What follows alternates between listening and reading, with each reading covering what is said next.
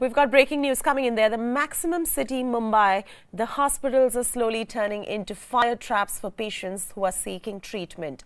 In a tragedy that could have been averted, 8 people lost their lives and over 140 were injured in the blaze that broke out in the government-run ESIC Kamgar Hospital. CNN News 18 has exclusively accessed the RTI reply by the medical health officer on the compliance of the fire safety norms being followed by Mumbai hospitals.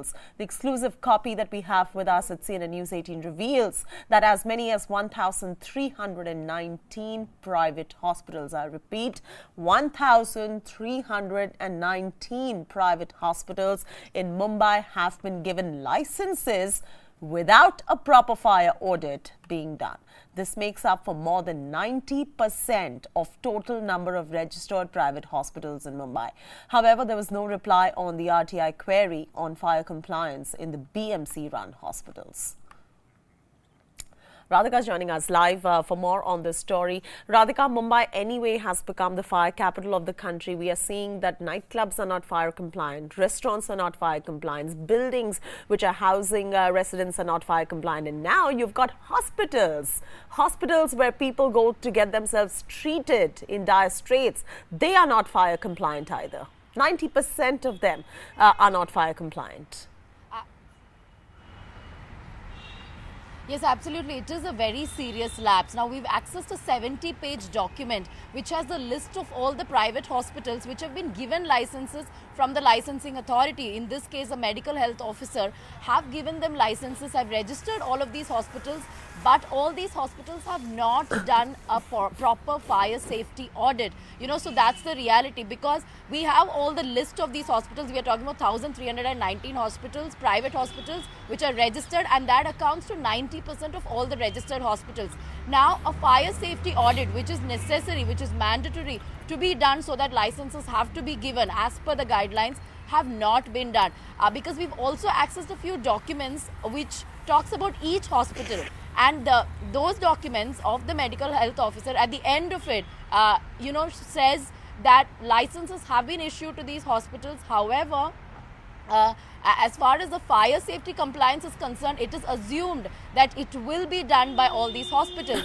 Therefore, while giving licenses, they have not taken into consideration whether a fire safety audit has been done. And in most of these hospitals, we can see that fire safety audit has not been done and that fire compliance has not been carried out. Because in this case, what the hospitals are supposed to do is, before they apply for licenses, they are supposed to, go to an independent agency, get that fire safety audit done by that independent agency, and that agency has to give a go-ahead as to whether all the parameters, and when I say parameters, it means all the necessary fire safety equipments, from fire extinguishers, sprinklers, to entry and exit points, to fire exits, to basic fire training for the staff, all of that have to be given, have to be implemented.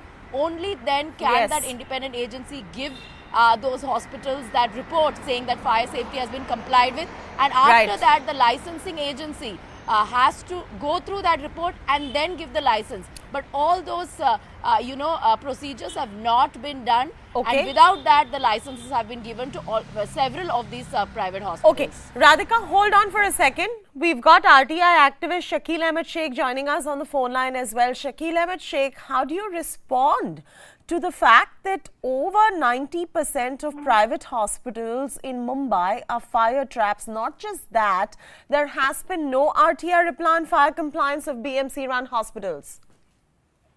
Absolutely right कि जैसा कि आपको मालूम होगा, कमला मिल का जो incident हुआ था जिसमें 14 लोगों की डेथ हुई थी, उसके बाद मैंने एक कंटिन्यू 8 से 10 आरटीआई फाइल किया था.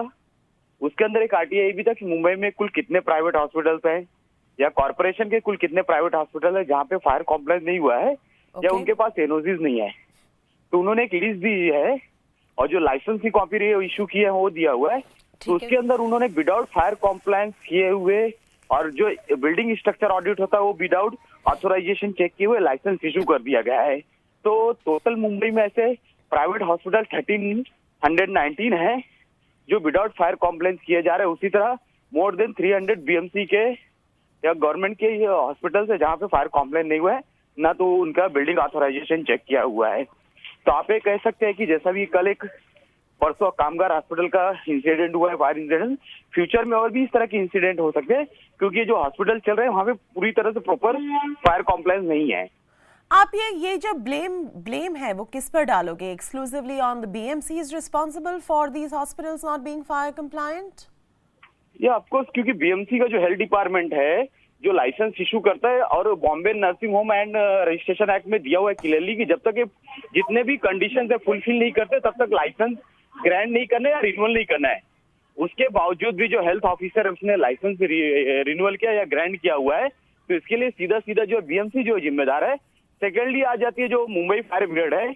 अगर ऐसे हॉस्पिटल्स विदाउट फायर कॉम्प्लायंस के चल रहे हैं तो उनके पास अथॉरिटी है, पावर है कि वो हॉस्पिटल को सील कर सकते हैं, बट अमूमन होता नहीं है। और इस तरह से जो हॉस्पिटल है जहां फायर कॉम्प्लायंस नहीं, लोगों की जान के साथ खिलवाड़ करके चलाया जा सकता रहेगा, उधर लड़ने के साथ चलते रहते हैं। तो आप कह रहे हैं कि जो मुंबई फायर ब्रिगेड है वो जाकर सील कर सकते हैं ये हॉस्पिटल को, और उन्होंने ये नहीं किया हुआ है, और उन बीएमसी के जो हेल्थ ऑफिसर है उन्होंने ये सारी हॉस्पिटल्स को विदाउट फायर कॉम्प्लायंस किया, उन्होंने लाइसेंस इशू कर दिया हुआ है। And that is appalling. That is appalling because these hospitals, Shakil Ahmed Sheikh, are death traps for Mumbaikars. And you know, look at the state of Mumbai. Today you've got residential complexes in Mumbai which are not fire compliant. You've got nightclubs that are not fire compliant. You've got restaurants that are not fire compliant. And now hospitals that are not fire compliant as well.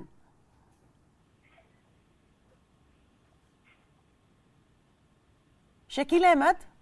हाँ जी, अभी जैसे कि कमला मिल के होने के बाद मैंने एक RTI भी फाइल किया था कि मुंबई में कुल कितनी बिल्डिंग्स है जहां पे फायर ऑडिट हुई है, फायर इंसिडेंट के सेफ्टी के हिसाब से वो कॉम्प्लायंस है। तो उसके बारे में उन्होंने जवाब दे दिया कि हम जो है, मुंबई फायर ब्रिगेड ने मुझे आंसर दिया कि हम कोई फायर ऑडिट करते नहीं है और हमारे पास इस तरह का कोई डेटा अवेलेबल नहीं है। और लास्ट 6 मंथ पहले ही जो है मुंबई जो चीफ फायर ऑफिसर है उन्होंने एक स्टेटमेंट जारी किया था कि हमने कुल टोटल 300,000 बिल्डिंगों पे ऑडिट किया है, जिसमें से 1400 बिल्डिंग जो फेल पाई गई है फायर सेफ्टी ऑडिट को लेके जो है। तो आप समझ सकते हैं कि मुंबई में करीब मोर देन 3 लाख से ज्यादा बिल्डिंग्स हैं, कॉमर्शियल या रेसिडेंशियल, उसमें सिर्फ 3000 पे ये लोग भी विजिट किया आज तक, जो कमला मिल का इंसिडेंट होने के बाद ही। आप ये बताइए, जो बीएमसी रन हॉस्पिटल्स है, जो उन पर भी RTI रिप्लाई नहीं मिला है आपको कि कितने फायर कंप्लायंट है, कितने फायर कंप्लायंट नहीं है? वहां पे भी उन्होंने वही सेम जवाब दिया कि हमारे पास डेटा नहीं है और उनके पास उनकी कोई भी बिल्डिंग, क्योंकि जब मैंने बिल्डिंग स्ट्रक्चर का ऑडिट मांगा था तो उसके अंदर बीएमसी के हॉस्पिटल भी आ जाते हैं। तो उसके अंदर उन्होंने जवाब दिया हमारे पास कोई डेटा अवेलेबल है, क्योंकि अगर फायर ऑडिट हुआ होता तो वो डेटा देते थे, लाइकली जैसा केम हॉस्पिटल हो गया, साइन हॉस्पिटल हो गया। तो ये स्ट्रक्चर की ऑडिट हुआ, बिल्डिंग फायर ऑडिट हुई है तो उसकी डिटेल देते थे, बट कोई ऑडिट नहीं हुई, जिसकी वजह से उन्होंने जो है रिप्लाई देना है, मतलब कहा कि हमारे पास कोई डेटा अवेलेबल नहीं है। This is absolutely shocking state of affairs. Shakil Ahmed, continue to stay with us. I'll go back to Radhika Ramaswamy, our correspondent who's bringing us the story right here. Radhika, this city, the maximum city, is turning into a death trap. Every time an incident happens in the city where lives are lost, you just wake up and say, oh, the city is so resilient and Mumbai never sleeps and Mumbai goes on. But the fact of the matter is, do Mumbaikars really have a choice but to go on? Yes, absolutely. That's the case. You know, we saw what happened with Kamla Mills. And after that, you know, a knee-jerk reaction by the BMC where they were doing all sorts of audits. But this happens only when a big incident like this take place and, you know, people's lives are lost. That's what we've been seeing over the last couple of years. Now, here we are not talking about a hotel or a restaurant or a pub. We are talking about a hospital where people come to get themselves treated, you know, where people are, several people are bedridden, people come for surgeries, people come because they are not in the best of their health. And there, if it's not fire compliant, they do not, if their lives are at stake because, you know, fire audits have not been done, there are no fire extinguishers or, you know, none of the fire systems in place. I mean, that's a very tragic state of affair. Like, look at what happened in And Radhika, before we let you go, Radhika, before we let you go, if there was one villain for the city of Mumbai, who would that villain be? You know, in this case, honestly speaking, there are many villains because the hospital authorities first of all should have that safety audit done by getting that independent agency. The BMC officials, the health department have to ensure that fire safety is carried out. So there are several villains here, be it the hospital authorities, be it the private agencies, or the BMC itself, or the medical health officer himself. All of them have to ensure that fire safety audit is done and later that it is complied with, and the fire department also has to ensure that fire compliance is carried out, and regular monitoring, regular checks have to be done by the BMC as well as the fire department. None of it is being carried out. So honestly speaking, there are many villains here, be it the BMC, the fire department itself, or the hospital management, hospital authorities themselves, who are responsible for turning these places into death traps. Absolutely, Radhika. Thanks so much for all of that information right there. So you want to save your life, you check yourself into a hospital. But these hospitals in Mumbai, over 90% of the private hospitals in Mumbai are just not fire compliant. Not just that, the RTI reply has not really revealed how many BMC hospitals are also not fire compliant, and no response coming in from the authorities, no accountability, and the city continues to work the way it is. Moving on now, even as DMK chief M.K. Stalin has reiterated Rahul Gandhi for Prime Minister's demand, Samajwadi Party chief Akhilesh Yadav has opposed to this demand on the road to 2019. Akhilesh Yadav took a very stern stance and said that someone's opinion does not have to be an alliance's opinion too. Since the UP ke ladke's divorce, Akhilesh Yadav has been taking an anti-Rahul Gandhi stand. The former UP chief minister further went on to say that like-minded opposition leaders like Mamata Banerjee, Sharad Pawar and KCR have all attempted to bring together a united opposition, and not everyone can have the same opinion. Remember, the opposition has been skirting the leadership question so far, saying that only after the 2019 polls can the prime ministerial phase be decided. Bharatiya Janata party से जनता दुखी है, किसान दुखी है, नौजवान परेशान है, तो वो ये चाहते हैं कि ये सरकार हटे, जनता चाहती है और देश में कोई गठबंधन बने। आपको याद होगा जो अभी तेलंगाना के मुख्यमंत्री जी हैं, इन्होंने भी एक कोशिश की थी कि सभी दलों के नेताओं को बुलाया जाए, उनसे बातचीत की, उन्होंने स्टालिन से भी बात की थी, उन्होंने मुझसे भी बात की थी। तो ये लगातार चलता रहेगा और कोई विचार कोई दे रहा है, तो ये ज़रूरी नहीं कि पूरे गठबंधन का यही विचार हो। तो ये लगातार एक्सरसाइज चलती रहेगी, इससे बीजेपी को परेशान होने की ज़रूरत नहीं है। उत्तर प्रदेश उत्तर भारतीय है और यहाँ का देश का किसान तैयार है। UP Bureau Chief Pranshu Mishra is joining us on the phone line now. Pranshu, this is very interesting as we head to 2019 and we talk about a united opposition. But the question really is the opposition really united? You've got an Akhilesh Yadav who is very vociferous in the fact that Rahul Gandhi cannot be the prime ministerial face of the opposition. And he says that only after the polls are done with, they would come up with a prime ministerial face. And in the 2019 run-up, which is likely to be somewhat of a presidential kind of a race, which is Modi versus who, isn't it very important for the opposition to have a face for the opposition at this point of time? Well, see, what Akhilesh is saying is absolutely should not be a surprise, because that is the stated position of many political parties, not only the Samajwadi Party, the BSP, the Left Front, everyone. They are united in defeating the BJP, bringing in a change as far as the Prime Minister is concerned. But this unity, more of it you will see only in the post-poll scenario, as we have seen in 96, 98 or later in the UPA-1 regime, when political parties have later on joined the hands. Therefore, Akhilesh, Mayawati, or it may be the left or the other blocs, they clearly feel that there is larger scope also for a third front in this country. There can be no larger Mahagathbandhan which we talk about. There would be state-specific alliances. So, I mean, in a state like Uttar Pradesh, you can see that Samajwadi Party, BSP coming together and keeping Congress aside. In states like Madhya Pradesh, you can see Congress entering in alliance with someone else. So the alliances would be state-specific. That is the clear political position of the major political parties, for example, the Samajwadi, the BSP.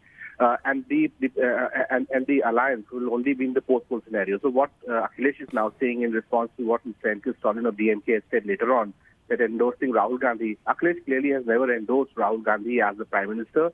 His official position had been that we want a change of the government, we want to replace Modi from the seat of Prime Minister, and who the Prime Minister will be, that will only be decided in the post-poll scenario, depending upon the numbers which respective political parties get. So clearly, this idea of a pan-India Mahagathbandhan, that is only a buzz, that is not a reality. the state-specific alliances will of course take place against the BSP, against the Bharatiya Janata Party. Yeah, absolutely. And therefore what Akhilesh has said should not come in as a surprise or any deviation from his earlier stated political stand. All right, Pranjal, continue to stay with us. In fact, we're going to hear into DMK Working President M.K. Stalin, who has pitched for Rahul Gandhi as the most deserving candidate for the post of the Prime Minister. Here is what M.K. Stalin had to say on this. Of course, Akhilesh does not agree with Stalin's stand. On the occasion of unveiling Thalaivar Kalaignar statue, I propose we will install a new Prime Minister in Delhi. We build a new India as a son of the Thalaivar Kalaignar. I propose the candidature of Rahul Gandhi from Tamil Nadu. Rahul Gandhi, give the nation good governance. Rahul has got the ability to defeat the fascist, Nazist Modi government. So there you go. You heard M.K. Stalin right there as well. But Akhilesh right there is not backing Rahul Gandhi as the Prime Ministerial candidate. Of course, Pranshu, there's a lot of confusion as far as the opposition is concerned. They are not speaking unanimously in one voice as to who their Prime Ministerial face is going to be. Well, see, there is a very clear reason for this larger opposition unity not taking place. For example, Congress and the relation of the Samajwadi Party. Samajwadi Party in BSP clearly realizes that Congress can also be a potential threat to them in days to come or in the years to come, especially after it's a rejuvenated Congress party after victory in 3 states. So most likely, we have already reported that this alliance between Congress, BSP and the SPs, all three is not going to take place. The SP-BSP is going to keep Congress out of the alliance. So in that respect, I mean, you should not be surprised, or we should not be surprised when Akhilesh says that Rahul Gandhi is not being endorsed as the Prime Ministerial face, because he has also to serve to his own area of influence, that is the Uttar Pradesh arena, before 2019, and Rahul Gandhi will clearly be a setback to the Samajwadi Party's own poll prospects. So these are the political considerations on the state level which are forcing the major opposition players to take a different stand. And that's the reason why Akhilesh is not endorsing Rahul Gandhi's name, at least in the pre-poll scenario. As far as other opposition leaders are concerned, outside of Akhilesh, who has made his stance very clear as to he does not want Rahul Gandhi as the opposition's Prime Ministerial face, where do the other leaders stand? Are they okay with Rahul Gandhi being the face of the opposition, given the fact that the Congress is the single largest party? As far as the opposition is concerned, they would have to have Congress on board. Jyoti, I can clearly tell you about BSP. Mayawati, we all know, nurtures her own political ambitions of being the first Dalit Prime Minister. Yeah. She has made no guesswork remaining about this fact. She has her own ambitions. We have already spoken to likes of Sitaram Yechury, who was recently in Lucknow, and he clearly said that Indian politics doesn't have dark of faces, and therefore who the Prime Minister will be would be decided later on. So the left front also, as an entire bloc, is not endorsing Rahul Gandhi. We also have Mamata Banerjee, who has been strongly pitching in for the third front. She has not endorsed Rahul Gandhi as the Prime Minister. So different regional players and national players, they have their own political strategy. But as I said earlier, they are united in one political aim of removing the Bharatiya Janata Party out of power and replacing Prime Minister Modi as someone else. But clearly, the idea of the larger pan-India Mahagathbandhan, that is clearly not taking place. All right. Hold on, Pranshu. We also have Ghanshyam Tiwari of the Samajwadi Party joining us on the phone line. Good morning, Ghanshyam Tiwari. What is Akhilesh Yadav's stance as far as the Prime Ministerial face of the united opposition is concerned, given the fact that your entire aim of the opposition is to take the incumbent BJP out of power, but you are not being able to come to a consensus on who your Prime Ministerial face would be?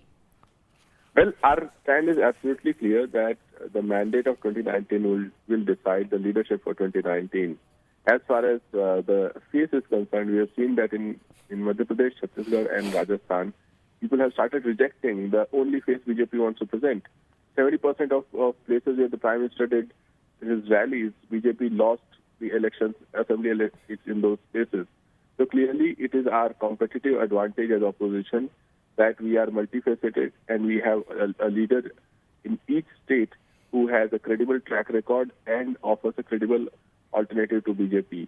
This multifaceted opposition is is what makes Mahagathbandhan strong. So you're saying, is this going to work out, this entire Mahagathbandhan, without having a prime ministerial face pre-poll and only having one post-poll once the election is done with? Do you think this is something that the electorate will be able to accept and it would help you to take on the incumbent BJP? I believe what is emerging politically among the electorate is the demand for an agenda that is related to their day-to-day lives, rather than agenda that divides, rather than agenda that people do not care about.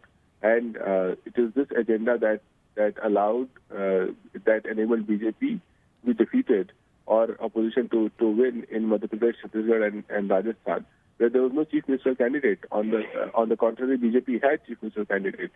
So we believe it is an agenda that is much more powerful than a singular face as we go into 2019. Fair enough. Hold on. We also have Vijay Bahadur Pathak who's joining us. Vijay Bahadur Pathak, you heard Ghanshyam Tiwari right there. He said that when the states went into election as well, we did not have a definitive face as the chief ministerial candidate. And now as well for 2019, we do not want a definitive prime ministerial face, and that's something that works for the united opposition. Vijay Bahadur Pathak, are you sure of the fact that the BJP will be able to hold fort once again in 2019? देखिए, घनश्याम तिवारी जी ने सच कहा है और यह सच्चाई है कि उत्तर प्रदेश में कांग्रेस समाजवादी पार्टी की कृपा पर दोनों सीटें उनके पास हैं। और आज भी उत्तर प्रदेश की वास्तविक हकीकत यह है कि समाजवादी पार्टी समर्थन करेगी तो कांग्रेस का पूरा नेतृत्व जो जिन दो सीटों पर जीतता है उन दोनों सीटों पर लड़ने की परिस्थिति में होगा। इस सच्चाई को अखिलेश जी जानते हैं और इसलिए जब ये कांग्रेस के लोग उन राज्यों में उत्साह के कारण उन्होंने या उनके जो अन्य सहयोगियों ने जब उनके बारे में कहा तो उनका यह स्वाभाविक है। और रही बात गठबंधन की, तो गठबंधन किस चीज का हो रहा है? न मुद्दों का हो रहा है, न नेता का हो रहा है, भारतीय जनता पार्टी को रोकने के लिए हो रहा है। यह बात सही है कि 3 राज्यों में बीजेपी को आना चाहिए था, हमारी सरकार थी, हमारी सरकार नहीं बनी है। लोकतंत्र का जो आदेश है, जनादेश है, उसका सम्मान है, लेकिन आगे यह निश्चित है कि हम जो कमियां रह गई उनको ठीक करते हुए 2019 में एक बार फिर से मोदी सरकार इस पर काम करेंगे।